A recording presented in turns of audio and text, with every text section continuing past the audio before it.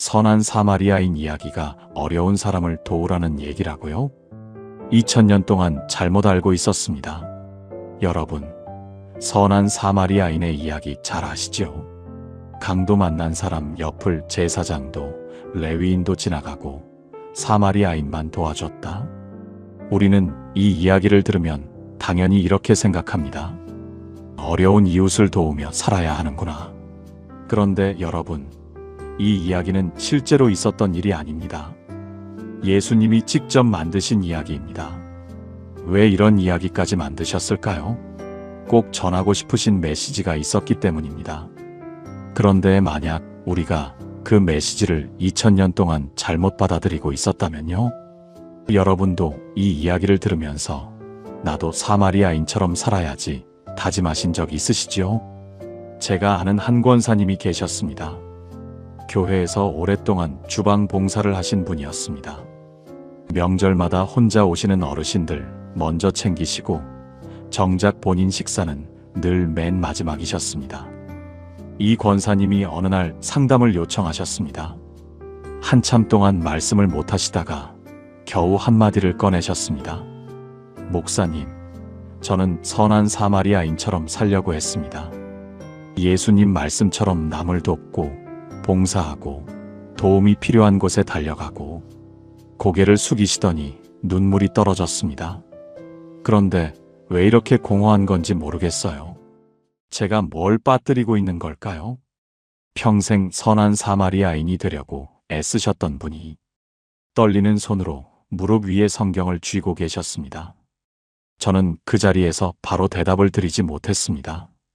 그런데 이 권사님만 그러신 게 아니었습니다. 오랫동안 목회를 하면서 이런 분들을 참 많이 만났습니다. 말씀대로 살려고 애쓰시는데 마음 한편이 늘 채워지지 않는다고 하시는 분들, 열심히 하고 계신데 뭔가 빠뜨리고 있는 것 같다고 하시는 분들, 저는 그분들 앞에서 늘 안타까웠습니다. 이분들이 잘못 사신 게 아닌데, 이분들이 부족한 게 아닌데. 그날 밤 누가복음 10장을 다시 펼쳤습니다. 처음부터 다시 읽었습니다. 그런데 우리가 늘 지나쳤던 것이 하나 있었습니다. 이 이야기는 어려운 이웃을 도우라는 뜻으로 만들어진 이야기가 아니었습니다. 예수님은 전혀 다른 이야기를 하고 계셨습니다. 그 권사님이 평생 애쓰시고도 공허하셨던 이유, 그리고 우리가 이 이야기에서 2000년 동안 놓치고 있었던 것, 오늘 여러분과 함께 이 이야기를 처음부터 다시 열어보겠습니다. 이 말씀이 마음에 닿으신다면 댓글에 아멘이라고 고백해 주세요. 주님, 제가 놓치고 있는 것을 보여주소서. 여러분의 그 고백이 오늘 이 말씀을 붙드는 첫걸음이 될 것입니다. 준비되셨습니까? 지금부터 함께 열어보겠습니다. 첫 번째, 이 이야기의 진짜 출발점. 여러분, 선한 사마리아인의 이야기. 우리는 이 이야기의 내용은 잘 알고 있습니다. 강도 만난 사람, 지나간 제사장, 지나간 레위인, 도와준 사마리아인. 그런데 이 이야기가 어떤 상황에서 나온 이야기인지 이것을 아시는 분은 의외로 많지 않습니다. 누가복음 10장 25절. 예수님이 사람들을 가르치고 계셨습니다. 그때 한 사람이 자리에서 일어섭니다. 두루마리를 가슴에 품은 채 천천히 예수님 앞으로 걸어옵니다. 율법학자입니다. 이 사람이 어떤 사람이냐면요. 요즘으로 치면 성경만 평생 연구하시는 분입니다. 구약 성경을 달달 외우고 계시는 분. 말씀을 해석하고 가르치는 것이 직업인 분이죠. 그런데 성경이 이 사람의 속마음을 한마디로 알려줍니다. 예수를 시험하여. 진짜 궁금해서 온 것이 아니었습니다. 이 사람은 자기가 이미 답을 알고 있다고 생각했던 겁니다. 예수님을 시험해서 곤란하게 만들려고 찾아온 것이죠. 그런데 이 사람이 던진 질문을 잘 보셔야 합니다. 선생님, 제가 무엇을 하여야 영생을 얻으리이까? 영생. 여러분, 이 질문을 기억해 주셔야 합니다. 선한 사마리아인의 이야기는 바로 이 질문에서 시작됐습니다. 착한 사람이 되려면 어떻게 해야 합니까? 가 아닙니다. 어려운 이웃을 도우려면 어떻게 해야 합니까? 도 아닙니다. 영생을 얻으려면 어떻게 해야 합니까? 이것이 출발점이었던 겁니다. 그런데 예수님의 반응이 참 의미심장합니다. 바로 답을 주시지 않으셨습니다. 대신 이렇게 되물으셨습니다. 율법에 무엇이라 기록되어 있으며 내는 어떻게 읽느냐? 여러분, 이 되물음을 잘 들어보셔야 합니다. 성경 전문가에게 내가 성경을 어떻게 읽느냐고 물으신 겁니다. 예수님은 이미 알고 계셨던 겁니다. 이 사람이 성경을 읽고는 있지만 읽는 방향이 잘못되어 있다는 것을요. 율법학자가 대답합니다. 내 마음을 다하고 목숨을 다하고 힘을 다하고 뜻을 다하여 주 너의 하나님을 사랑하고 또한 내 이웃을 내 자신같이 사랑하라. 대답 자체는 정확했습니다. 예수님도 옳게 대답하였다고 하셨습니다. 그런데 이 율법학자가 한 가지 질문을 더 던집니다. 그러면 누가 나의 이웃이니까? 성경이 이 질문의 속마음도 알려줍니다. 자기를 의롭다 하고 싶어. 자기가 이미 이웃을 다 사랑하고 있다는 것을 확인받고 싶었던 겁니다. 여러분, 이런 마음 잘 아시지요? 성경 공부 시간에 저는 이렇게 하고 있습니다 하고 말씀드리고 싶을 때, 기도 모임에서 저는 이만큼 하고 있습니다 하고 보여드리고 싶을 때, 우리 안에도 이 율법학자의 마음이 있습니다. 이웃이 누구인지 범위만 정해주시면 저는 이미 다 하고 있거든요. 바로 이 질문에 대한 대답으로 예수님이 선한 사마리아인의 이야기를 들려주신 겁니다. 그런데 여러분, 여기서 멈추고 생각해 보셔야 합니다. 이 이야기가 나오게 된 출발점은 영생을 얻는 방법이었습니다. 상대는 자기가 이미 다 하고 있다고 자신하는 율법학자였습니다. 그 사람에게 예수님이 이 이야기를 해주셨습니다. 도와주는 사마리아인처럼 살아라. 예수님이 이 말씀을 하시려고 이 이야기를 만드신 걸까요? 이미 다 하고 있다고 자신하는 사람에게요? 아닙니다. 예수님은 이 이야기에서 율법학자에게 전혀 다른 자리를 보여주고 계셨습니다. 그 자리가 어디인지 이 이야기를 처음부터 다시 읽어야 보입니다. 도와주는 사마리아인이 아니라 쓰러져 있는 그 사람부터 다시 봐야 합니다. 여러분, 그 쓰러진 사람, 그 사람이 누구인지 아십니까? 함께 기도하시겠습니까? 하나님 아버지, 우리가 이 이야기를 수없이 읽었습니다. 그런데 출발점부터 놓치고 있었습니다. 오늘 이 말씀을 통해 우리가 서 있는 자리를 다시 보게 해주시옵소서. 율법학자처럼 다 하고 있다고 생각했던 우리의 마음을 열어주시옵소서. 예수님의 이름으로 기도합니다. 아멘. 그런데 여러분, 이 이야기의 출발점이 영생이었다면 이 이야기 속에 등장하는 사람들을 전혀 다른 눈으로 봐야 합니다. 강도 만난 사람, 제사장, 레위인, 사마리아인.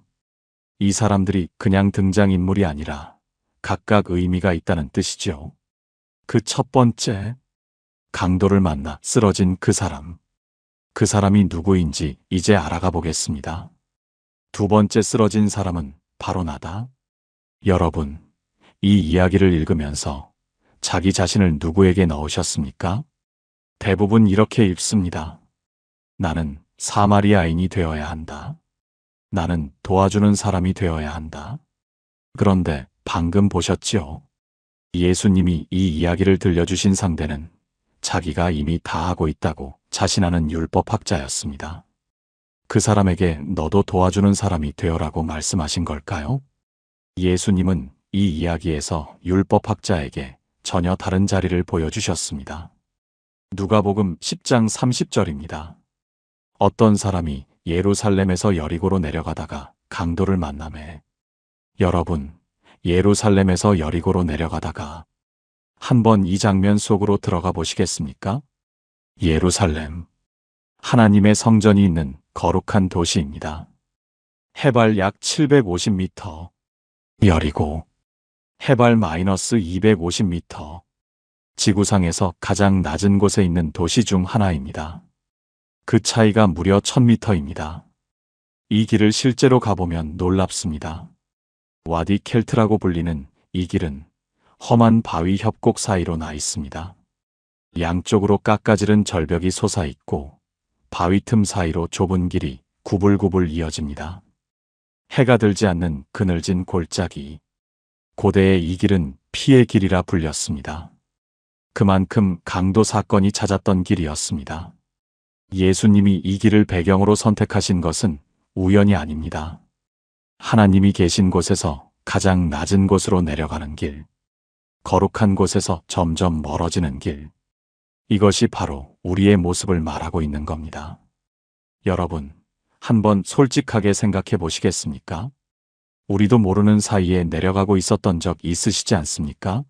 새벽 기도 나가는 발걸음이 어느 순간부터 무거워지고 성경 공부 시간에 앉아 있는데 마음이 자꾸 딴 데로 가고 찬양을 부르는데 입에서만 나오고 마음에서는 나오지 않고 겉으로는 멀쩡한데 안에서는 뭔가가 조금씩 멀어지고 있는 것 같은 그 시간. 하나님이 계신 곳에서 가장 낮은 곳으로 우리도 그 길을 걷고 있었던 겁니다. 그런데 이 사람에게 무슨 일이 일어납니까? 강도를 만남의 강도가 그 옷을 벗기고 때려 거의 죽은 것을 버리고 갔더라. 여러분, 옷을 벗기고 이 말씀을 그냥 지나치시면 안 됩니다. 고대 근동에서 옷은 단순한 천조각이 아니었습니다. 옷은 그 사람의 정체성이었습니다. 어떤 지역 사람인지, 어떤 신분인지, 어떤 부족인지 옷을 보면 그 사람이 누구인지 알 수 있었습니다. 강도가 옷을 벗겼다는 것은 물건을 빼앗긴 것만이 아닙니다. 이 사람이 누구인지를 알아볼 수 없게 만든 겁니다.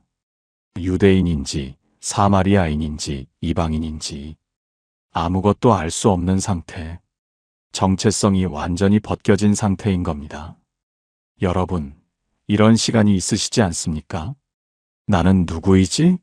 하는 생각이 드실 때, 교회 다닌 세월은 긴데 나는 과연 하나님의 자녀인 건지, 기도는 하는데 하나님이 정말 듣고 계시는 건지, 믿음이 있다고 말은 하는데 정말 있는 건지, 내가 누구인지 모르겠는 그런 시간. 그것이 바로 옷이 벗겨진 상태입니다. 거의 죽은 것을, 완전히 죽지는 않았습니다. 반쯤 죽은 상태. 몸은 살아 있습니다. 숨도 쉬고 밥도 먹고 일도 하고 교회도 다닙니다. 그런데 하나님 앞에서의 영은 끊어져 있는 상태. 살아는 있는데 살아있다고 느껴지지 않는 상태. 그것이 거의 죽은 상태인 겁니다. 여러분, 이 장면을 한번 천천히 그려보십시오. 하나님이 계신 곳에서 가장 낮은 곳으로 내려가고 있었습니다. 그 길에서 강도를 만났습니다. 옷이 벗겨졌습니다. 내가 누구인지도 모르는 상태가 됐습니다. 거의 죽은 채로 길바닥에 버려졌습니다. 아무도 없는 그 좁은 협곡 바닥에 혼자. 이것이 도와줘야 할 불쌍한 누군가의 이야기입니까? 여러분, 이것이 바로 우리 자신의 이야기였습니다. 함께 기도하시겠습니까? 하나님 아버지, 이 이야기 속 쓰러진 사람이 바로 저였습니다. 하나님 앞에서 거의 죽은 채로, 정체성도 잃어버린 채로 길바닥에 있었습니다. 그런데도 저는 도와주는 사람인 줄 알고 있었습니다. 주님, 오늘 제가 서 있는 자리를 정직하게 보게 해주시옵소서. 예수님의 이름으로 기도합니다. 아멘. 그런데 여러분, 이 사람을 이 지경으로 만든 것이 있습니다. 강도입니다. 이 이야기에서 예수님은 강도가 누구인지 말씀하지 않으셨습니다. 그런데 성경 전체를 놓고 보면 이 강도의 정체가 드러납니다. 여러분이 전혀 예상하지 못하셨을 겁니다. 세 번째 강도의 정체, 우리를 쓰러뜨린 것. 여러분, 이 이야기에서 강도는 누구입니까? 예수님은 이 강도가 누구인지 직접 말씀하지 않으셨습니다. 그냥 강도를 만나매라고만 하셨습니다. 그런데 성경 전체를 놓고 보면 이 강도의 정체가 드러납니다. 로마서 7장 9절에서 11절입니다. 사도 바울이 이렇게 고백합니다. 내가 전에는 율법 없이 살았으나 계명이 오매 죄가 살아나고 나는 죽었노라. 생명에 이르게 하는 그 계명이 도리어 사망에 이르게 하는 것이 되었도다. 죄가 계명으로 말미암아 기회를 타서 나를 속이고 그것으로 나를 죽였느니라. 여러분, 이 말씀을 천천히 들어보시겠습니까? 계명이 오매 죄가 살아나고 나는 죽었노라. 계명, 율법입니다. 하나님이 주신 말씀입니다. 그런데 그 말씀이 오니까 죄가 살아나고 나는 죽었다고 합니다. 이상하지 않습니까? 하나님이 주신 말씀인데 그 말씀 때문에 내가 죽었다니요. 바울이 이것을 설명합니다. 율법이 나쁜 것이 아닙니다. 율법은 거울과 같은 것이죠. 거울이 나쁜 것이 아닙니다.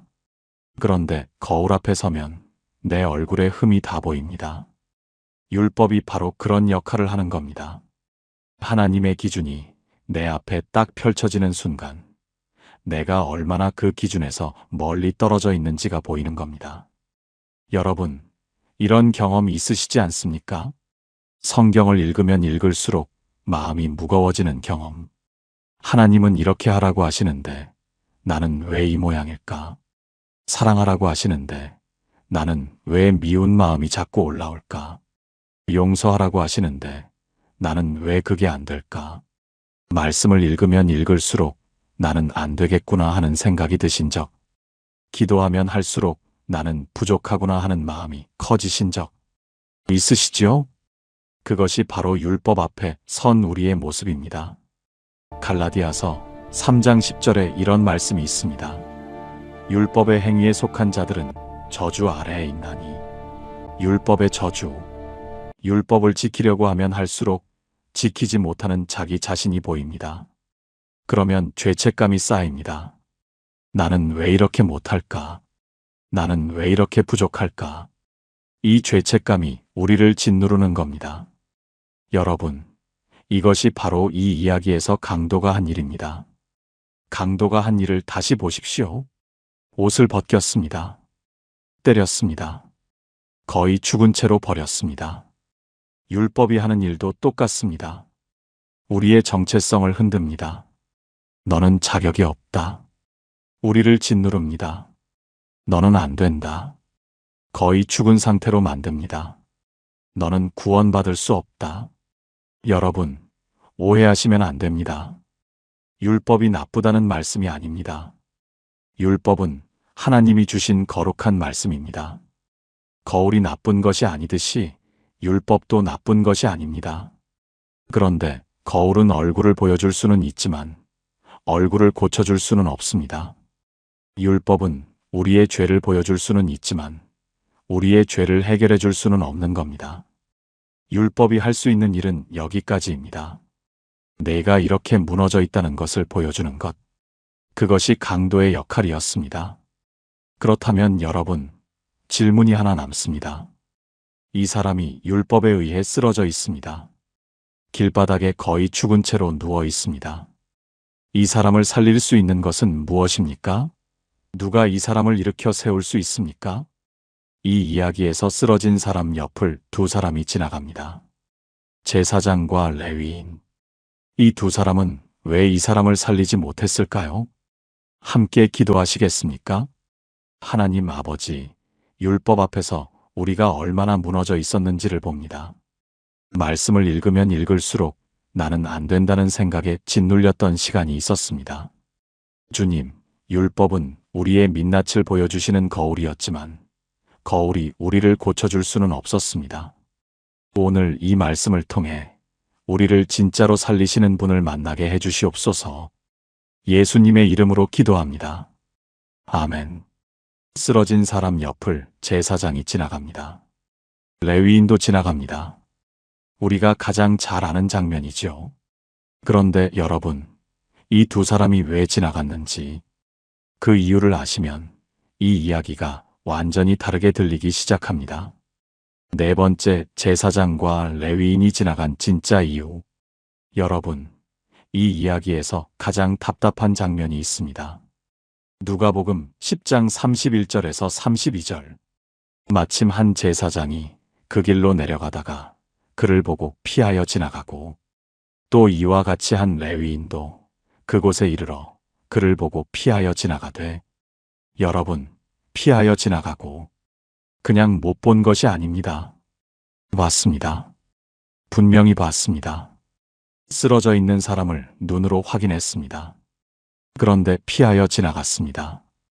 원문을 보면 더 선명합니다. 다른 편으로 지나갔다는 뜻입니다. 길 이쪽에 쓰러진 사람이 있으니까 일부러 길 반대편으로 돌아서 지나간 겁니다. 여러분, 이 장면을 한번 그려보십시오. 좁은 협곡길입니다. 바닥에 사람이 쓰러져 있습니다. 피를 흘리고 있습니다. 옷도 없습니다. 숨은 겨우 붙어 있습니다. 제사장이 그 길로 내려옵니다. 쓰러진 사람이 보입니다. 걸음을 멈춥니다. 잠깐 바라봅니다. 그리고 천천히 길 반대편으로 발을 옮깁니다. 고개를 돌립니다. 지나갑니다. 레위인도 똑같이 합니다. 와서 봅니다. 그리고 피하여 지나갑니다. 왜 그랬을까요? 이 사람들이 나쁜 사람이었기 때문일까요? 냉정한 사람이었기 때문일까요? 여러분, 여기서 우리가 놓치는 것이 하나 있습니다. 제사장. 이 사람은 하나님의 성전에서 제사를 드리는 사람입니다. 하나님과 사람 사이를 중재하는 사람이죠. 이 사람에게는 지켜야 할 규정이 있었습니다. 레위기 21장 1절입니다.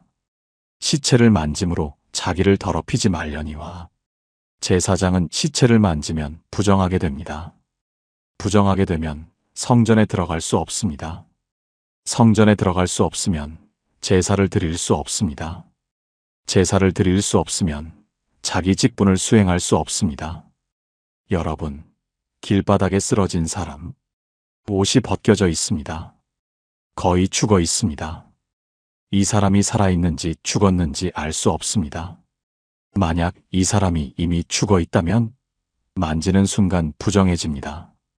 성전 제사를 못 드립니다. 제사장은 선택해야 했습니다. 쓰러진 사람을 돕는 것과 성전의 규정을 지키는 것, 하나님을 섬기는 직분을 지키는 것과 눈앞의 사람을 살리는 것, 그리고 제사장은 규정을 택했습니다. 길 반대편으로 돌아서 지나갔습니다. 여러분, 이것이 바로 율법의 한계입니다. 율법은 이렇게 하라 저렇게 하지 마라를 알려줍니다. 그런데 눈앞에 죽어가는 사람이 있을 때 율법은 그 사람을 살리지 못합니다. 오히려 규정 때문에 지나가게 만듭니다. 제사장과 레위인이 나쁜 사람이었던 것이 아닙니다. 이 사람들은 율법에 충실한 사람들이었습니다. 하나님의 말씀을 지키려고 애쓰는 사람들이었습니다. 그런데 바로 그 율법이 쓰러진 사람 앞에서 발걸음을 돌리게 만든 겁니다. 여러분, 예수님이 왜 이 이야기에 제사장과 레위인을 넣으셨는지 보이십니까? 율법으로는 살릴 수 없다.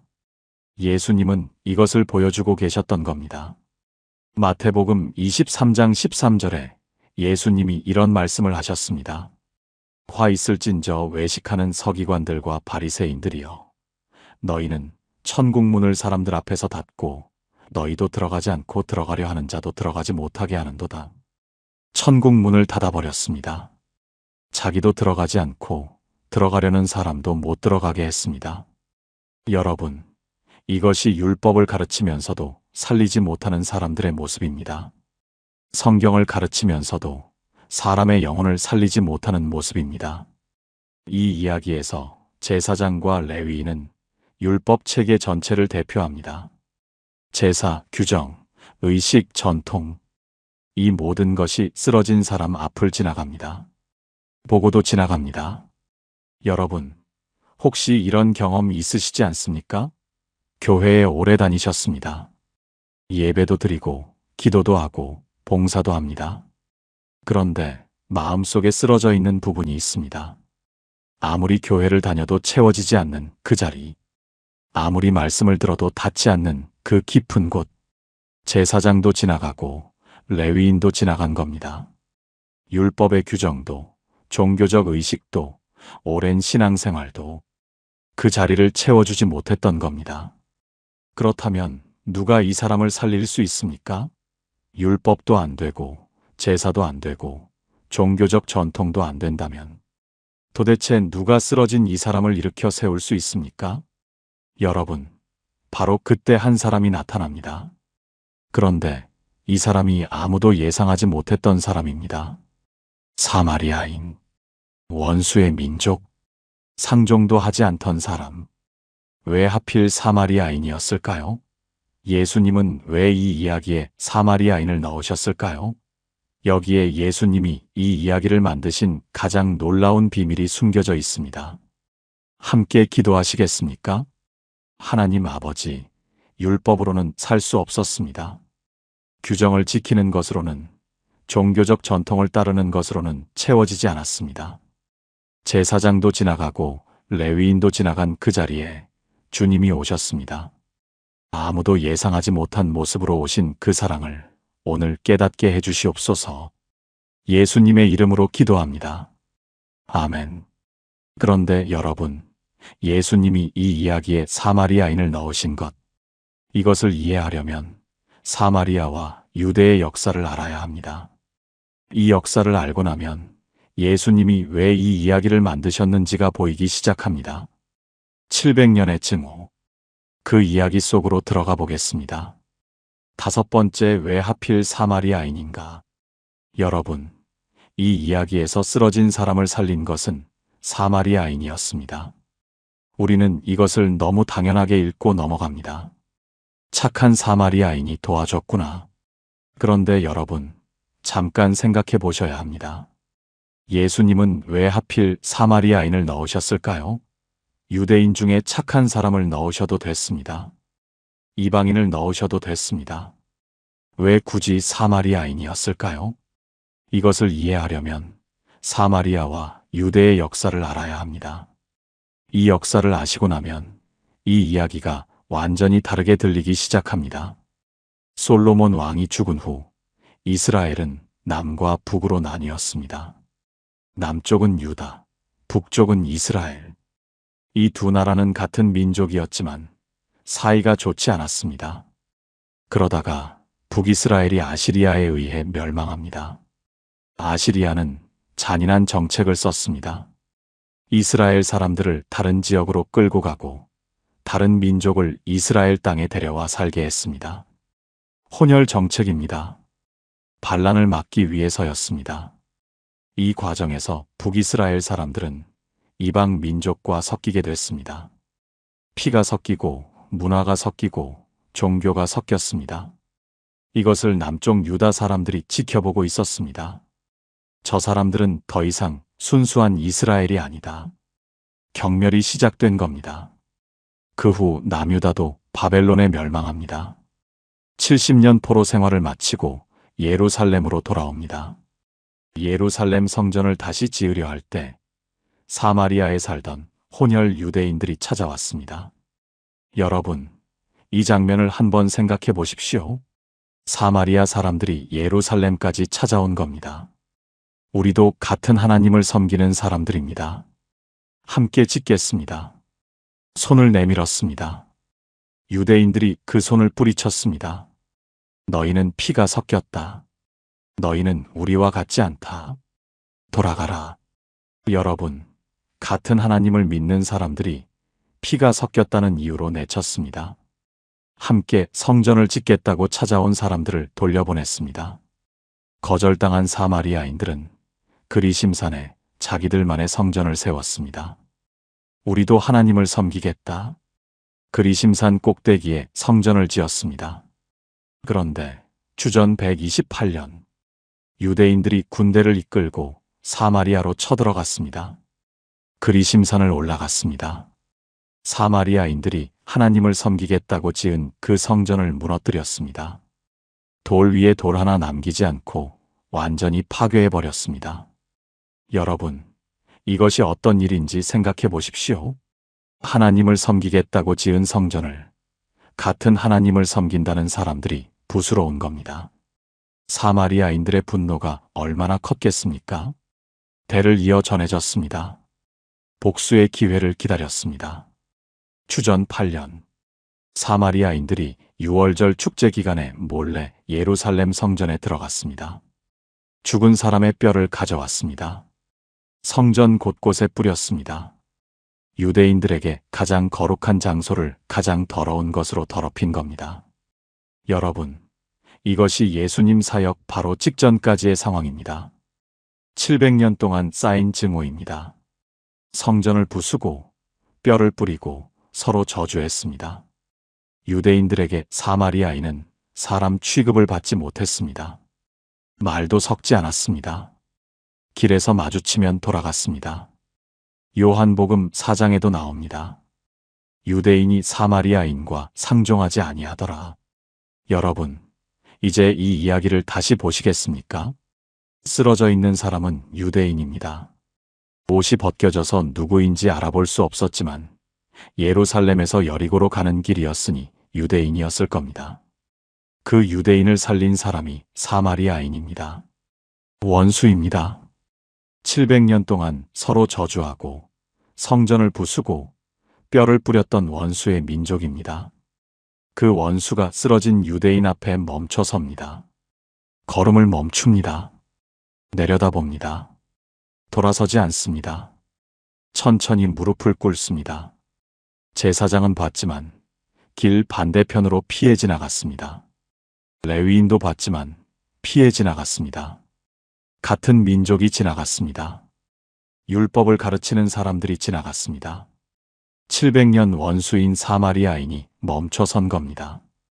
여러분, 예수님이 왜 하필 사마리아인을 넣으셨는지 보이기 시작하십니까? 그런데 여기서 놀라운 사실이 하나 더 있습니다. 요한복음 8장 48절입니다. 유대인들이 예수님께 이렇게 말했습니다. 내가 사마리아인이요 귀신이 들렸다. 여러분, 예수님이 사마리아인이라 불리신 적이 있었습니다. 유대인들이 예수님을 모욕하려고 쓴 말이었습니다. 그 시대의 사마리아인이라는 말은 원수, 이방인, 더러운 자와 같은 뜻이었으니까요. 그런데 여러분, 이 이야기에서 쓰러진 사람을 살린 것이 바로 사마리아인입니다. 그리고 예수님이 바로 사마리아인이라 불리신 분입니다. 이 이야기 속 사마리아인, 이분이 바로 예수님이셨던 겁니다. 제사장도 살리지 못했습니다.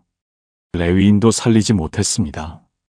율법도 제사도 종교적 전통도 살리지 못한 그 자리에 원수라 불리던 그분이 오신 겁니다. 여러분, 잠시 멈추고 생각해 보시겠습니까? 우리가 살 수 없었던 그 자리에, 우리가 스스로 일어날 수 없었던 그 길바닥에, 아무도 멈추지 않았던 그 자리에 원수라 불리던 그분이 멈춰 서셨습니다. 1973년 프린스턴 대학교에서 있었던 실험을 말씀드리겠습니다. 심리학자 2명이 신학대학원 학생들을 모아 실험을 했습니다. 선한 사마리아인의 이야기에 대해 발표를 준비시킨 뒤 발표장으로 걸어가는 길목에 쓰러져 신음하는 사람을 몰래 배치해 두었습니다. 선한 사마리아인의 이야기 속 그 장면과 똑같은 상황이었습니다. 그런데 이 이야기를 발표하러 가던 신학생들이 그 사람 옆을 그냥 지나쳤습니다. 이 이야기에 대한 생각으로 가득 차 있던 사람들이 그냥 지나간 겁니다. 발표장에 도착한 한 신학생은 이렇게 발표했습니다. 제사장과 레위인이 지나간 것은 참으로 비인간적입니다. 5분 전에 자기가 그 비인간적이라고 말한 사람들과 똑같은 행동을 했다는 것도 모르고 전 세계 절반이 넘는 나라가 이 이야기를 근거로 법까지 만들었습니다. 위험에 처한 사람을 보면 도와야 한다. 선한 사마리아인법이라고 합니다. 그만큼 도와주라는 해석이 온 세상에 퍼져 있는 겁니다. 그런데 여러분, 이 이야기는 도와주라는 이야기가 아니었습니다. 이 이야기는 도움을 받는 사람이 바로 나라는 이야기였습니다. 쓰러진 사람이 나였고 살리러 오신 분이 예수님이셨습니다. 여러분이 이 이야기를 읽으면서 자기 자신을 사마리아인에 넣으셨다면 오늘부터 자리를 바꾸셔야 합니다. 여러분은 도와주는 사람이 아니라 도움을 받아야 하는 사람이었습니다. 혹시 지금 이 말씀을 들으시면서 마음이 움직이시는 분 계십니까? 나도 이 말씀이 필요합니다 하시는 분 계십니까? 그렇다면 댓글에 아멘이라고 고백해 주세요. 여러분의 그 고백이 오늘 이 말씀을 붙드는 힘이 될 것입니다. 함께 기도하시겠습니까? 하나님 아버지, 원수라 불리시면서까지 우리를 살리러 오신 예수님을 봅니다. 제사장도 지나가고 레위인도 지나간 그 자리에 주님이 멈춰 서 주셨습니다. 700년의 증오도 주님의 사랑을 막지 못했습니다. 우리가 도와주는 사람인 줄 알았는데 도움을 받아야 하는 사람이었습니다. 주님, 그 사랑 앞에 무릎을 꿇습니다. 예수님의 이름으로 기도합니다. 아멘. 그런데 여러분, 이 사마리아인이 쓰러진 사람에게 한 일이 있습니다. 그냥 일으켜 세운 것이 아닙니다. 2가지를 부었습니다. 기름과 포도주. 왜 하필 이 2가지였을까요? 여기에 또 하나의 놀라운 비밀이 숨겨져 있습니다. 6번째 기름과 포도주, 예수님이 부어주신 것. 여러분, 사마리아인이 쓰러진 사람에게 한 일을 다시 보겠습니다. 누가복음 10장 34절입니다. 가까이 가서 기름과 포도주를 그 상처에 부어 싸매고. 기름과 포도주. 고대의 기름과 포도주는 실제로 상처를 치료하는 데 쓰였습니다. 기름은 상처 위에 막을 만들어 보호하는 역할을 했고, 포도주는 알코올 성분이 있어서 소독하는 역할을 했습니다. 지금으로 치면 연고를 바르고 소독약을 뿌린 것이죠. 그런데 여러분, 예수님이 이 이야기를 만드시면서 왜 하필 기름과 포도주를 넣으셨을까요? 다른 치료 재료도 많았을 텐데요. 약초를 넣으셔도 됐고 물을 넣으셔도 됐습니다. 왜 기름과 포도주였을까요? 성경에서 기름은 특별한 의미를 가지고 있습니다. 구약시대에 왕을 세울 때 기름을 부었습니다. 사무엘이 사울에게 기름을 부었고 다윗에게도 기름을 부었습니다. 제사장을 세울 때도 기름을 부었습니다. 선지자를 세울 때도 기름을 부었습니다. 이 기름 부음은 하나님의 영이 이 사람 위에 임한다는 의미였습니다. 기름의 실체, 바로 성령이십니다. 이사야 61장 1절에 이런 말씀이 있습니다. 주 여호와의 영이 내게 임하셨으니 이는 여호와께서 내게 기름을 부으사. 기름을 부으셨다. 성령이 임하셨다. 같은 말씀입니다. 사마리아인이 쓰러진 사람의 상처에 기름을 부은 것. 이것은 예수님이 우리에게 성령을 부어주신 것을 말하고 있는 겁니다. 그런데 기름만이 아닙니다. 포도주도 부었습니다. 여러분, 포도주. 예수님이 마지막 만찬에서 제자들에게 포도주 잔을 드시며 뭐라고 하셨습니까? 이 잔은 내 피로 세우는 새 언약이니. 포도주는 예수님의 피를 상징합니다. 예수님의 피로 세워진 새 언약. 바로 복음입니다. 여러분, 이제 보이십니까? 기름은 성령, 포도주는 복음. 사마리아인이 쓰러진 사람의 상처에 부은 것, 예수님이 쓰러진 우리에게 부어주신 것, 성령과 복음이었습니다. 율법이 쓰러뜨렸습니다. 제사장이 지나갔습니다. 레위인이 지나갔습니다. 아무도 살리지 못했습니다. 그런데 예수님이 오셔서 성령과 복음을 부어주신 겁니다. 여러분, 마태복음 12장 7절에 예수님이 이런 말씀을 하셨습니다. 나는 자비를 원하고 제사를 원하지 아니하노라. 자비를 원하고 제사를 원하지 않으신다. 여러분, 이 말씀을 천천히 들어보시겠습니까? 제사장은 제사를 드리러 가는 사람입니다. 레위인도 성전에서 봉사하는 사람입니다. 이 사람들은 드리는 것에 집중하는 사람들이었습니다. 하나님께 뭔가를 드리는 것, 그것이 이 사람들의 삶이었습니다. 여러분, 우리의 모습과 닮아 있지 않습니까? 새벽기도 나가시면서 오늘도 잘 드려야지 생각하시지요. 헌금 봉투를 쥐면서 마음을 담아서 드려야지 생각하시지요. 봉사하시면서 내가 할 수 있는 걸 드려야지 생각하시지요. 드리는 것. 우리의 신앙생활은 드리는 것으로 가득 차 있습니다. 그런데 예수님은 드리는 것이 아니라 받는 것을 말씀하고 계신 겁니다. 자비를 원하신다. 내가 드리는 것이 아니라 하나님이 주시는 것을 받으라는 겁니다. 여러분, 이것이 바로 우리가 2000년 동안 놓치고 있었던 것입니다. 우리는 이 이야기를 읽으면서 내가 뭘 해야 하지? 를 생각했습니다. 내가 누구를 도와야 하지? 내가 얼마나 봉사해야 하지? 내가 어떻게 살아야 하지? 그런데 예수님은 전혀 반대 방향을 말씀하고 계셨습니다. 내가 하는 것이 아니다. 내가 받는 것이다. 쓰러진 사람이 스스로 기름을 부을 수 있습니까? 쓰러진 사람이 스스로 포도주를 부을 수 있습니까? 거의 죽은 사람이 스스로 자기 상처를 치료할 수 있습니까? 아닙니다. 누군가가 와서 부어줘야 합니다. 누군가가 와서 싸매줘야 합니다. 그분이 바로 예수님이셨습니다. 성령을 부어주시고 복음으로 싸매주시는 분. 율법이 보여주기만 했던 그 상처를 직접 치료해 주시는 분. 도입부에서 말씀드린 그 권사님이 떠오릅니다.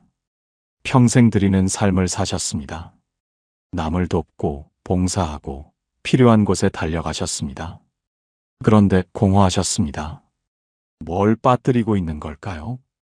빠뜨린 것이 있었습니다. 받는 것이었습니다. 예수님이 나에게 부어주시는 것을 먼저 받는 것, 성령을 받는 것, 복음을 받는 것, 그것이 먼저였던 겁니다. 여러분, 한번 생각해 보시겠습니까? 기도하실 때 하나님, 제가 이것을 드리겠습니다로 시작하시나요? 아니면 하나님, 제가 받겠습니다로 시작하시나요? 오늘 기도하실 때 이 한 문장으로 시작해 보시겠습니까? 주님, 제가 받겠습니다. 드리는 것이 아닙니다. 받는 것입니다. 먼저 받아야 합니다. 받은 사람만이 진짜로 줄 수 있습니다. 함께 기도하시겠습니까? 하나님 아버지, 우리는 드리는 것만 생각하고 있었습니다. 더 열심히 하면, 더 많이 봉사하면, 더 오래 기도하면 될 줄 알았습니다. 그런데 주님은 자비를 원하신다고 하셨습니다. 제사가 아니라 자비를요. 주님, 오늘 저는 드리기 전에 먼저 받겠습니다. 성령을 받겠습니다. 복음을 받겠습니다. 주님이 부어주시는 그 기름과 포도주를 받겠습니다. 예수님의 이름으로 기도합니다. 아멘. 그런데 여러분, 이 이야기는 여기서 끝나지 않습니다. 사마리아인이 기름과 포도주를 부은 다음에 한 일이 있습니다. 자기 짐승에 태워서 주막으로 데려갑니다. 그리고 그 다음 날 놀라운 일을 합니다. 이 장면을 대부분의 사람들이 그냥 지나칩니다. 그런데 이 장면에 이 이야기의 마지막 비밀이 숨겨져 있습니다. 7번째 너도 이와 같이 하라의 진짜 뜻. 여러분, 이 이야기의 마지막 장면입니다. 사마리아인이 쓰러진 사람에게 기름과 포도주를 붓고 상처를 싸매 주었습니다. 그런데 여기서 끝이 아닙니다. 그 다음에 한 일이 있습니다. 누가복음 10장 34절 후반부입니다. 자기 짐승에 태워 주막으로 데리고 가서 돌보아 주니라. 여러분, 이 장면을 한번 천천히 보시겠습니까? 자기 짐승에 태워. 자기가 타고 가던 짐승입니다. 자기가 타고 가던 나귀에서 내렸습니다. 쓰러진 사람을 안아 올렸습니다. 조심스럽게 나귀 위에 올려 태웠습니다. 그러면 사마리아인 자신은 어떻게 됩니까? 걸어가야 합니다. 여러분, 이 장면이 보이십니까? 좁은 협곡길입니다. 나귀 위에 유대인이 앉아 있습니다. 피투성이인 채로, 겨우 숨만 붙어 있는 채로 사마리아인은 그 나귀의 고삐를 잡고 한 발 한 발 걸어가고 있습니다. 원수의 민족입니다. 700년 동안 서로 저주했던 사람입니다. 그 원수를 자기 나귀에 태우고 자기는 먼지이는 길을 걸어가고 있습니다. 자기 자리를 내어준 겁니다. 원수에게 자기 자리를 내어준 겁니다. 여러분, 이것이 바로 예수님이 하신 일입니다. 하늘의 보좌에서 내려오셨습니다. 자기 자리를 내어주셨습니다. 우리를 태우시고 자신은 걸어가셨습니다. 골고다 언덕까지 걸어가셨습니다. 십자가를 지고 걸어가셨습니다. 주막으로 데리고 가서 돌보아 주니라. 주막, 나그네들이 머무는 곳입니다. 이 땅에서 잠시 쉬어가는 곳입니다. 여러분, 우리도 이 땅의 나그네이지요. 나그네들이 모여 서로 돌보는 곳, 그곳이 바로 교회인 겁니다. 예수님은 우리를 살리신 후에 혼자 내버려 두지 않으셨습니다. 교회라는 공동체 안에 우리를 넣어주셨습니다. 서로 돌보게 하셨습니다. 그런데 여러분, 대부분의 사람들이 여기까지 읽고 넘어갑니다. 그 다음 날 이야기가 있습니다. 이 장면을 놓치시면 안 됩니다. 누가복음 10장 35절입니다. 그 이튿날 데나리온 둘을 내어 주막 주인에게 주며 이르되 이 사람을 돌보아 주라. 비용이 더 들면 내가 돌아올 때에 갚으리라 하였느니라. 여러분, 그 이튿날 사마리아인은 하룻밤을 함께 머물렀습니다. 쓰러진 사람 곁에서 밤새 돌보았습니다. 그리고 다음 날 아침 떠납니다. 주막 주인에게 데나리온 둘을 줍니다. 데나리온 둘이면 당시 일꾼의 이틀치 품삯입니다. 적지 않은 돈이지요. 이 사람을 돌보아 주라. 그리고 이 한마디를 덧붙입니다. 비용이 더 들면 내가 돌아올 때에 갚으리라.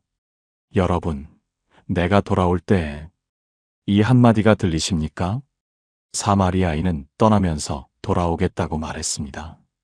지금은 떠나지만 반드시 다시 오겠다. 그때 남은 것을 다 갚겠다. 여러분, 예수님도 떠나셨습니다. 십자가에서 돌아가시고 부활하시고 승천하셨습니다. 그런데 떠나시면서 뭐라고 하셨습니까? 내가 다시 오리라. 이 이야기 속 사마리아인의 내가 돌아올 때가 바로 예수님의 재림 약속이었던 겁니다. 지금 예수님은 떠나 계십니다. 그런데 우리를 주막에 혼자 버려두신 것이 아닙니다. 주막 주인에게 맡기셨습니다. 교회 안에서 서로 돌보게 하셨습니다. 그리고 반드시 돌아오시겠다고 약속하셨습니다. 여러분, 이제 이 이야기의 마지막 문장을 보겠습니다. 예수님이 이 이야기를 다 하시고 율법학자에게 물으셨습니다. 이 세 사람 중에 누가 강도 만난 자의 이웃이 되겠느냐? 율법학자가 대답합니다. 자비를 베푼 자니이다. 여러분, 이 대답을 잘 들어보십시오. 율법학자는 사마리아인이라는 말을 차마 입에 담지 못했습니다. 원수의 이름을 부를 수 없었던 겁니다. 그래서 자비를 베푼 자라고 돌려 말했습니다. 그 입술이 떨리고 있었을 겁니다. 자기가 이미 다 하고 있다고 자신만만하게 걸어왔던 그 율법학자가 예수님의 이야기를 듣고 나서 할 말을 잃었습니다. 원수인 사마리아인이 이웃이었다는 것을 인정해야 했습니다. 그때 예수님이 말씀하십니다. 가서 너도 이와 같이 하라. 여러분, 너도 이와 같이 하라. 2000년 동안 이 말씀을 너도 도와주는 사람이 되라는 뜻으로 읽어왔습니다.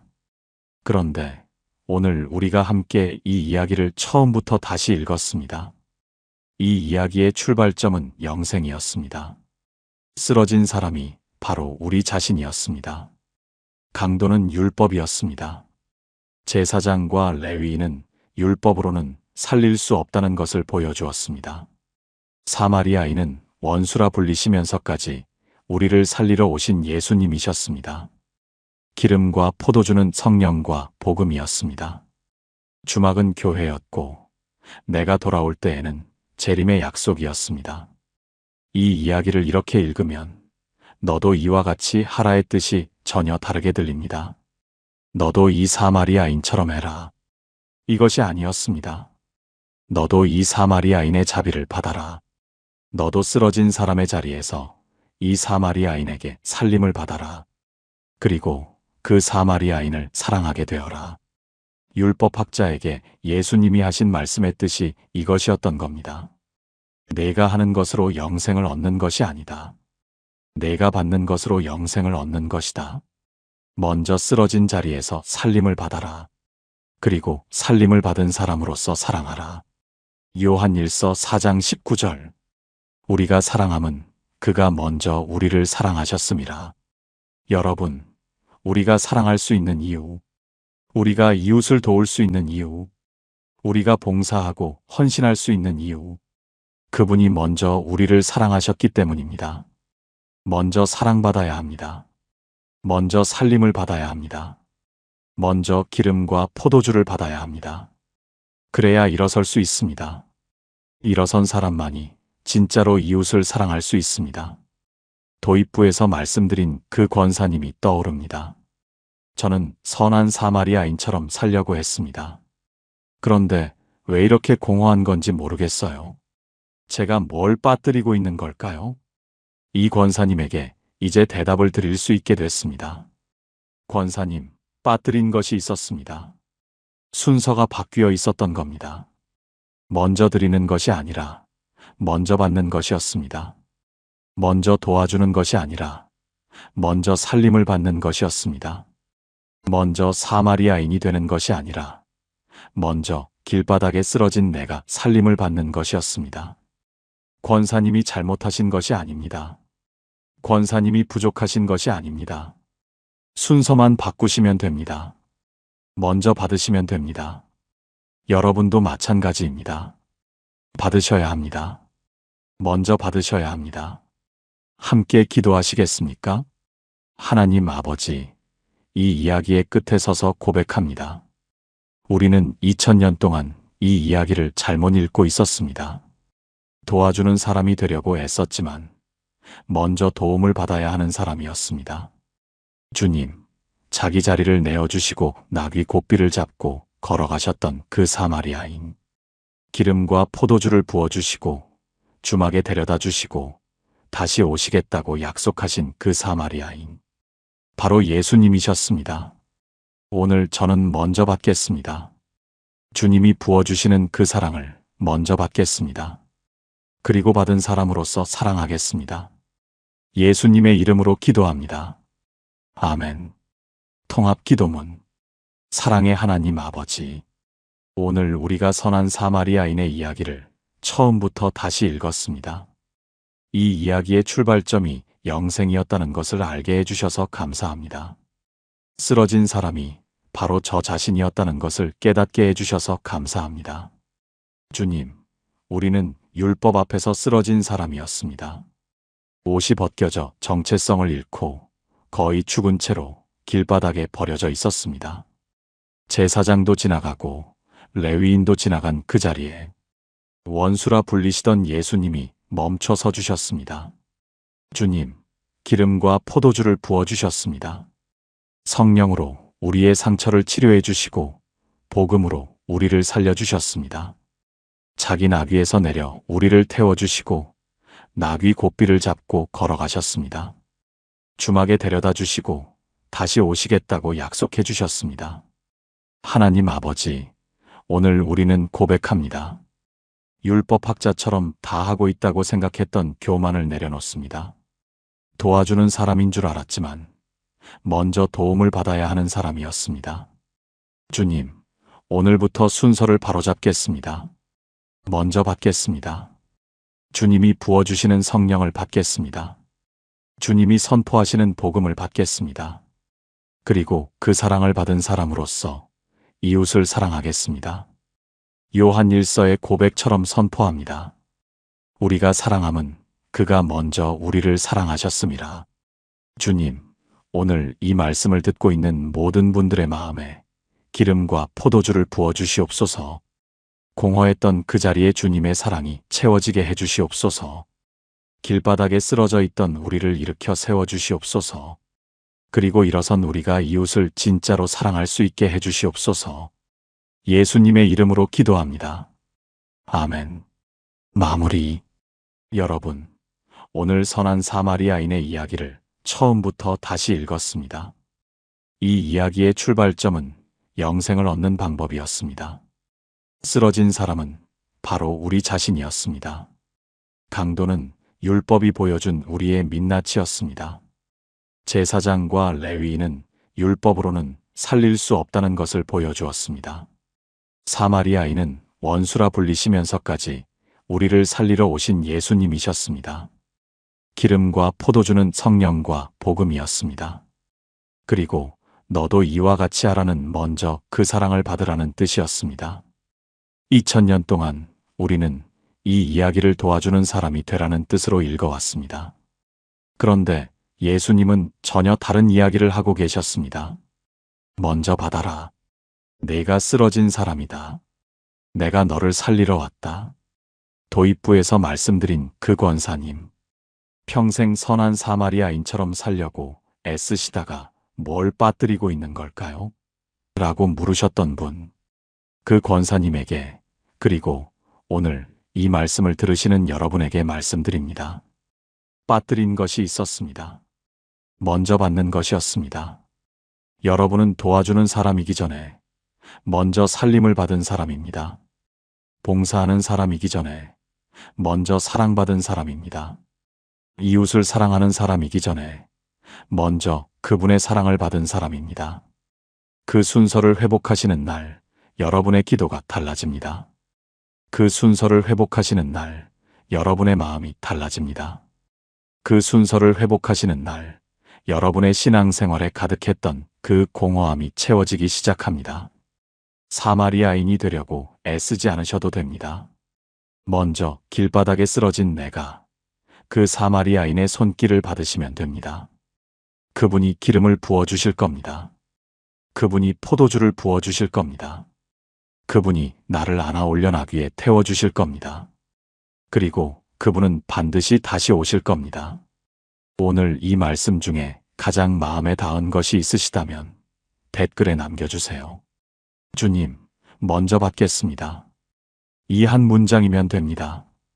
여러분의 그 고백이 오늘부터 달라지는 첫걸음이 될 것입니다. 지금 가장 간절한 기도 제목이 있으시다면 한 줄 남겨주셔도 좋습니다. 여러분의 기도를 하나님이 듣고 계십니다.